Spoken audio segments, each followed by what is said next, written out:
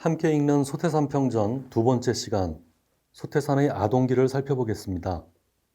지난 시간 공부한 바와 같이 소태산 박중빈이 태어난 대한민국 전라남도 영광군 백수면 길령리 영촌마을은 지금도 크게 내세울 것 없는 시골 중의 시골이지요.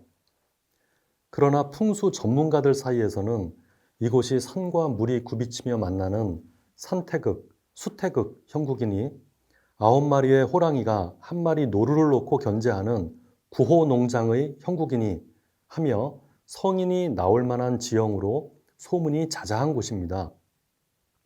우리가 굳이 이런 이야기에 큰 의미를 부여할 필요는 없으니 자연환경이 나쁘지 않은 곳이란 정도로 정리해두면 좋겠습니다. 큰 인물의 탄생을 평할 때면 꼭 따라다니는 태몽에 대한 이야기도 해보겠습니다. 소태산의 모친인 강릉 유씨, 본명 유정천은 마을산인 옥녀봉에 뜬 태양이 갑자기 가슴에 안기는 꿈을 꾸고 아들을 잉태했다고 합니다. 여기서 주목할 것은 태몽에 대한 소태산의 태도입니다. 보통 종교가에서는 신자들에게 신심을 불어넣고자 교조의 탄생을 신비롭게 장엄합니다. 그러나 소태산은 달랐습니다. 대종경 선회록 유시계우장 16절 말씀입니다. 과거 세상에는 불보살들이나 회상을 연 도인들의 역사와 경전을 꾸밀 때에 태몽을 비롯하여 특별한 이적, 특별한 예언 등을 많이 넣어서 장엄이 심하였다.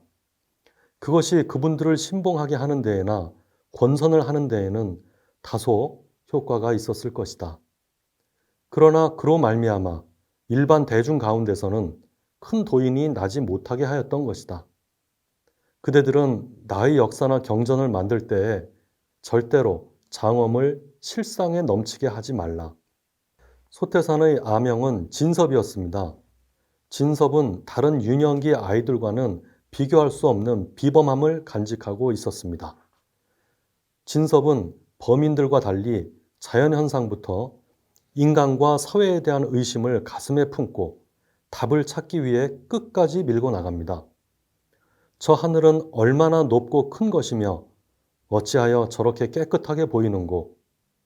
저와 같이 깨끗한 천지에서 우연히 바람이 동하고 구름이 일어나니 그 바람과 구름은 또한 어떻게 되는 것인고? 엄마와 아버지는 왜 저리 친할까? 사람이 태어나는 것은 어디서 오는 것이며 죽으면 어디로 가는 것일까? 7살 진섭에게 떠올랐던 질문들입니다. 진섭이 자신의 궁금증을 해결하기 위해 시도했던 첫 번째 방법은 글방에 다니며 교육을 받는 것이었습니다. 부친 박성삼은 총명한 진섭에게 각별한 애정을 보였습니다.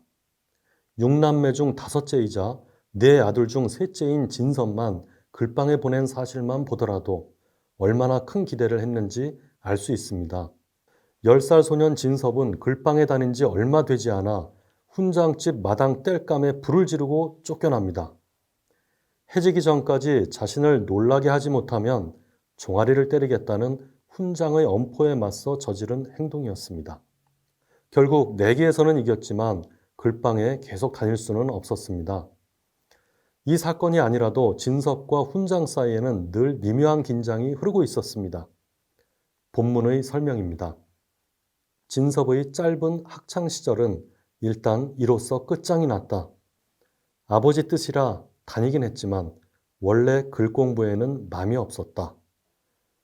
한편 훈장 쪽에서도 그는 달갑지 않은 학동이었다.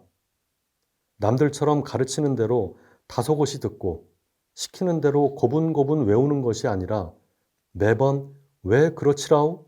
묻고 따지고 말이 많아서 적잖이 귀찮은 상대였다. 진섭은 아버지 등살에 다른 글방으로 옮겨 한문 공부를 계속했습니다.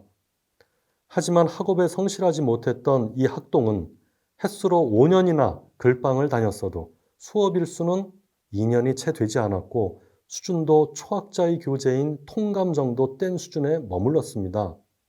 진리를 깨치고 싶어하는 의심 많은 소년에게 글 공부는 도움이 되지 못했던 것입니다. 학업으로 원하는 것을 얻지 못한 진섭은 시향제에서 산신제 지내는 모습을 보고 자신만의 구도의 길을 찾게 됩니다. 진섭이 11살 때 문중 어른과의 문답입니다. 이 시향은 선조께 올리는 제례인데 왜 산신에게 먼저 제사를 지냅니까? 산신은 묘소가 있는 이 산의 주제자이기에 먼저 제사를 드리는 것이란다. 산신이 있는 것은 확실합니까? 아무렴 있을 뿐만 아니라 조화 능력은 다 말할 수 없단다. 그렇다면 산신을 사람이 볼 수도 있습니까? 정성이 지극한 사람에게는 혹 보이기도 한다더라. 이 문답 후 진섭은 산신령을 만나기 위해 기도처를 정하고 정성을 들이기 시작합니다. 그곳은 마을에서 약 4km 떨어진 구수산 고봉 정상 산밭제 마당바위였습니다. 당시 산속 형편은 숲이 무성하고 산짐승이 출몰하여 11살 어린이가 감당하기 어려웠습니다.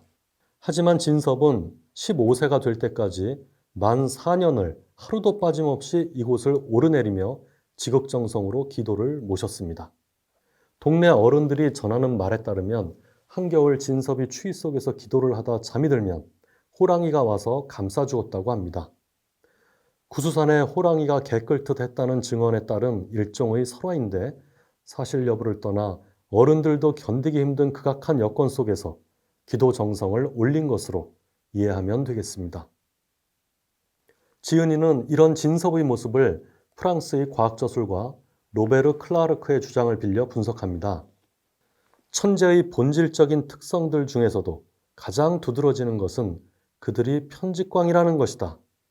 그들은 자신의 창조적 대상을 향해 결코 흐트러지지 않는 끈기와 정력을 쏟아붓고 사유의 핵심을 고스란히 바친다. 천재들은 정신적 긴장 상태에서 강박적일 정도로 끈질기게 자신이 골몰하는 개념에 매달린다. 그를 사로잡는 지적, 정서적 흥분은 때때로 너무 강해서 마치 먹고 자는 것도 잊어버린 신들린 사람처럼 보이기도 한다. 자, 덧붙여 한 가지만 더 기억해 주십시오. 진섭이 오랜 기간 기도를 계속할 수 있었던 배경에는 무엇보다 부모의 지지가 있었다는 점입니다. 이에 대해 대상 김대건은 이렇게 전합니다. 큰 성현이 나시려면 아버지, 어머니나 성현을 뒷받침하는 큰 어른이 계신다. 대종사께서는 나의 부모님은 4년간을 없는 가정에서 곶감, 대추, 떡 같은 것의 재물을 한 끼니도 빼지 않고 챙겨주셨다. 나는 우리 어머니, 아버지 힘이 크다 하셨다. 이번 시간에는 소태산 박중빈의 아동기, 진섭으로 불리던 시절의 구도 모습을 살펴보았습니다. 함께 해주셔서 감사합니다.